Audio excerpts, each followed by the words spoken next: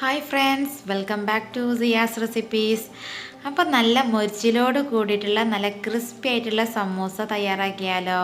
അപ്പോൾ അതെങ്ങനെ തയ്യാറാക്കാൻ നോക്കാം. അപ്പോൾ അതിന് വേണ്ടിയിട്ട് ഫസ്റ്റ് സമൂസയ്ക്കുള്ള ഫില്ലിങ്സ് ഇവിടെ വേണം. അപ്പോൾ ഏത് തരത്തിലുള്ള ഫില്ലിങ്സും വേണമെങ്കിൽ തയ്യാറാക്കിയെടുക്കാം. വെജിറ്റബിൾ ആണെങ്കിലും എഗ് ആയാലും ഒന്നും കുഴപ്പമില്ല.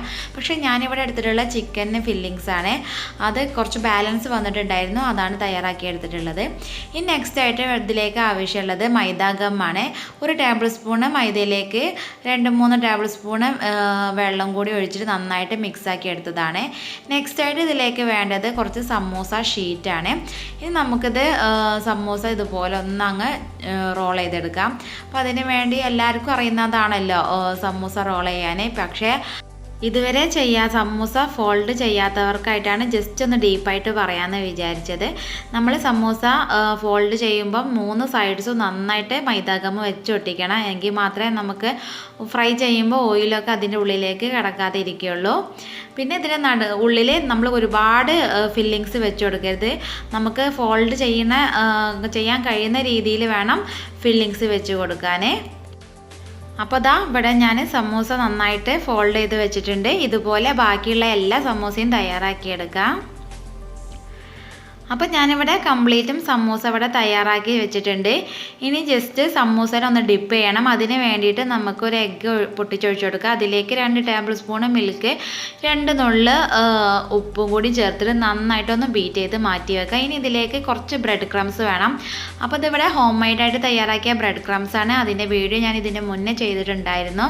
അപ്പോൾ അറിയാത്തവർക്കും കാണാത്തവർക്കും വേണ്ടിയിട്ട് ഞാൻ ലിങ്ക് ഡിസ്ക്രിപ്ഷൻ ബോക്സിൽ കൊടുക്കാം. നെക്സ്റ്റ് ആയിട്ട് നമ്മൾ ജസ്റ്റ് ഒന്ന് സമൂസ എഗ്ഗിലൊന്ന് ഡിപ്പ് ചെയ്തെടുക്കാം. എല്ലാ സൈഡ്സും നന്നായിട്ടൊന്ന് ഡിപ്പ് ചെയ്ത് കഴിഞ്ഞിട്ട് സമൂസ ജസ്റ്റ് ഒന്ന് ബ്രെഡ് ക്രംസിൽ ഇട്ടിട്ട് ഒന്ന് അങ്ങ് കോട്ട് ചെയ്തെടുക്കാം. അപ്പോൾ നല്ല ക്രിസ്പി ആയിട്ടുള്ള ബ്രെഡ് ക്രംസ് ആണെങ്കിൽ മാത്രമേ നമ്മുടെ സ്നാക്സ് നല്ല മൊരിച്ചിലോട് കൂടി കിട്ടുള്ളൂ. അപ്പം നല്ല ക്രിസ്പി ആയിട്ടുള്ള ബ്രെഡ് ക്രംസ് ആണ് ഫസ്റ്റ് വേണ്ടത്. അപ്പോൾ അത് തയ്യാറാക്കാനാണ് എല്ലാവരും ശ്രമിക്കേണ്ടത്. ഇത് നന്നായിട്ടൊന്ന് കോട്ട് ചെയ്തിട്ട് ഇതൊന്ന് മാറ്റി വെക്കാം. അപ്പോൾ അതാ ഇവിടെ ഒരു സമൂസ ഇവിടെ തയ്യാറായിട്ടുണ്ട്.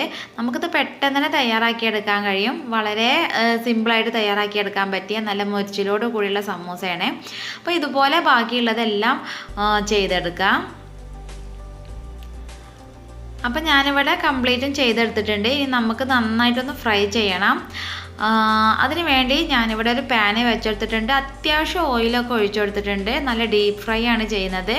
നന്നായിട്ട് ചൂടായതിന് ശേഷം സാധാരണ നമ്മളെ സമൂസയും കട്ട്ലേറ്റൊക്കെ എങ്ങനെയാണ് പൊരിക്കല് അതുപോലെ തന്നെ അങ്ങ് പൊരിച്ചെടുക്കാം. 2 സൈഡ്സും ജസ്റ്റ് ഒന്ന് ഗോൾഡൻ കളർ ആവുന്നത് വരെ ഒന്ന് ഫ്രൈ ചെയ്തെടുത്താൽ മതി.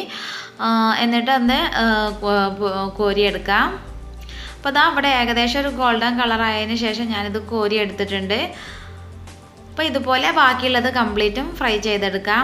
അപ്പോൾ അതാ ഇവിടെ നല്ല ക്രിസ്പി ആയിട്ടുള്ള സമൂസ കംപ്ലീറ്റും ഫ്രൈ ചെയ്തെടുത്തിട്ടുണ്ട്. അപ്പോൾ ഇത് എല്ലാവർക്കും ഇഷ്ടമായി എന്ന് വിചാരിക്കുന്നു. ഇഷ്ടമായിട്ടുണ്ടെന്നുണ്ടെങ്കിൽ ലൈക്ക് ചെയ്യാനും ഷെയർ ചെയ്യാനും മറക്കരുത്. പിന്നെ ചാനൽ ആദ്യമായിട്ടാണ് കാണുന്നുണ്ടെങ്കിൽ പ്ലീസ് സബ്സ്ക്രൈബ് ചെയ്യുക. Thanks for watching.